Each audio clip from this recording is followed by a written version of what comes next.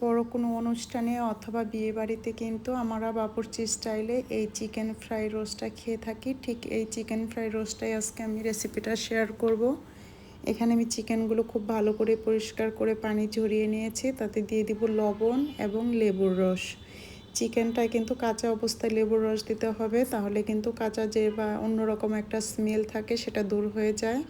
তারপর আমি দিয়ে দিব এখানে বাটা মশলাগুলো, পেঁয়াজ বাটা, আদা বাটা এবং রসুন বাটা দিয়ে চিকেনগুলোর গায়ে খুব ভালো করে মেখে নিব, যেন প্রত্যেকটা চিকেনের গায়ে মশলাটা খুব ভালো করে লেগে যায়।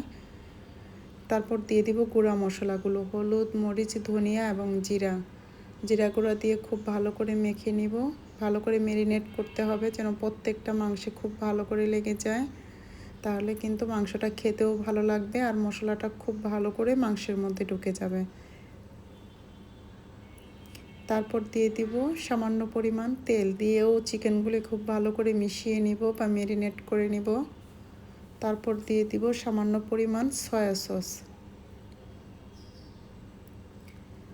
সসটা দিয়েও খুব ভালো করে মেখে নিতে হবে। তারপর আমি ঢেকে দিয়ে এটা পানিটা শুকিয়ে নিব। কিছুক্ষণ ঢেকে দিলে এক্সট্রা যে পানিটা থাকে সেটা শুকিয়ে যাবে। তারপর আমি একটু গরম পানি ব্যবহার করব। চিকেনটা পুরোপুরি রান্না হওয়ার জন্য আমি গরম পানিটা ব্যবহার করব। গরম পানিটা ব্যবহার করাতে চিকেনটা খুব ভালো করে সিদ্ধ হয়ে যাবে এবং এই পাশ ওপাশ উল্টিয়ে দিয়ে আমি চিকেনটা খুব ভালো করে রান্না করে নিব। কিছুক্ষণ সময় নিয়ে ঢেকে রান্না করে নিলে কিন্তু পুরোপুরি চিকেনটা শুকিয়ে যাবে এবং ভালো করে রান্না হয়ে যাবে। এখন আমি পরিমাণ মতো ডিম নিয়ে চিকেনগুলো ভালো করে মেখে নিব। আর ডিমটা আমি একটু লবণ দিয়ে ফেটিয়ে রেখেছিলাম। আর চিকেনগুলোর গায়ে খুব ভালো করে লাগিয়ে নিতে হবে। খুব ভালো করে ডিমের মধ্যে ম্যারিনেট করতে হবে যেন প্রত্যেকটা চিকেনের কোনো অংশে ফাঁকা না থাকে, সব জায়গায় ডিমটা লেগে যায়। আর ঠিক এই পদ্ধতি কিন্তু বাবুর্চিরা এই চিকেন ফ্রাই রোস্টটা করে থাকে, যেটা আজকে আমি শেয়ার করেছি। খুব সহজেই কিন্তু বাসায় এই চিকেন ফ্রাই রোস্টটা করে নিতে পারেন। খুব ভালো করে মেখে নিয়ে আমি চিকেনের যে এক্সট্রা মশলাটা থাকে সেটাও চিকেনের সাথে লাগিয়ে নিব। খুব ভালো করে মেখে নিব, তাতে কিন্তু গ্রেভিটা খুব ভালো আসবে এবং খেতেও ভালো লাগবে। খুব ভালো করে মাখানো হয়ে গেলে আমি ব্রেড ক্রাম্ব ব্যবহার করব। এখানে আমি 2 রকমের ব্রেড ক্রাম্ব নিয়েছি, একটা বিস্কিটের আর একটা অরেঞ্জ ব্রেড ক্রাম্ব। দুটো নিয়ে খুব ভালো করে একসাথে মিশিয়ে নিব। দুটো কালার নেওয়াতে কিন্তু দেখতেও খুব ভালো লাগছে। এখন আমি প্রত্যেকটা চিকেন এখানে খুব ভালো করে চেপে ব্রেড ক্রাম্বে লাগিয়ে নিব। আর খুব ভালো করে খেয়াল করে লাগাতে হবে যেন চিকেনের কোনো অংশে ফাঁকা না থাকে, তাহলে কিন্তু খেতেও ভালো লাগবে না, দেখতেও ভালো লাগবে না। খুব ভালো করে চেপে ব্রেড ক্রাম্বগুলো লাগিয়ে নিতে হবে।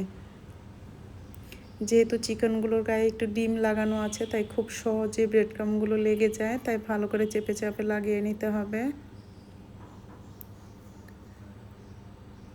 ঠিক একই পদ্ধতিতে আমি সবগুলো চিকেনের গায়ে এই পদ্ধতিতে ব্রেড ক্রাম্বগুলো লাগিয়ে নেব। আর ব্রেড ক্রাম্বগুলো লাগানোর পর একটু ফ্রিজে রেখে দিতে হবে যেন সেটা সেট হয়ে যায়। কিছুক্ষণ ফ্রিজে রেখে দিলে ব্রেড ক্রাম্বগুলো খুব ভালো করে সেট হয়ে যায়, তাতে ভাজার সময় খুলে যায় না বা নষ্ট হয় না।